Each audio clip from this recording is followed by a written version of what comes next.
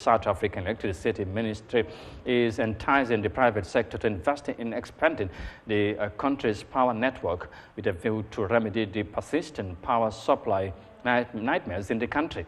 Now, private players have already stepped up in the producer their own renewable energy, but large-scale investment is still limited. However, there is a need to improve the network as the country tries to plug electricity shortages and shift to a low-carbon economy. Most of the new power generation in the next 2 years is expected to come from the country's mining industry. And let's have more details of that in this report.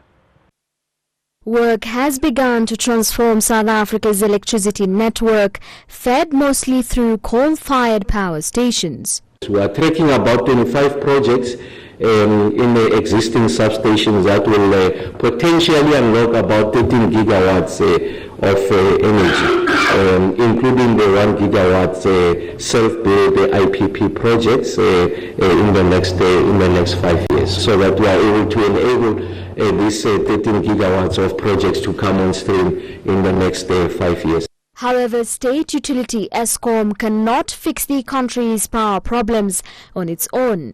Upgrading the transmission network alone to connect renewable energy projects will require investments of around $11 billion. Eskom balance sheet is not in a position to carry to finance the kind of expansion that is required, both the scale and the speed at which we need to respond to the need on the transmission side.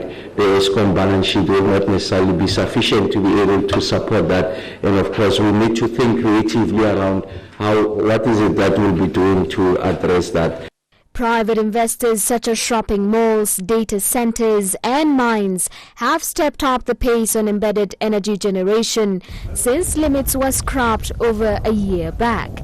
Most of the new generation over the next 2 years is now expected to come from the mining industry.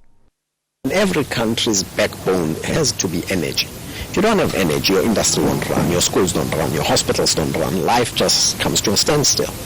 And my view is that Eskom seems right now to be on track. The Minister of Electricity is working on it, and I believe these power stations and the renewables will come on board and we'll see ourselves improving.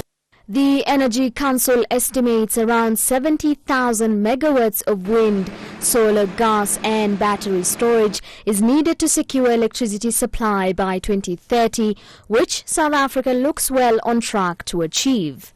We're tracking projects from the Wind Association and the PV Association.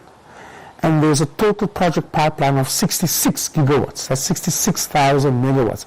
That's double the available capacity that we are producing right now as a country.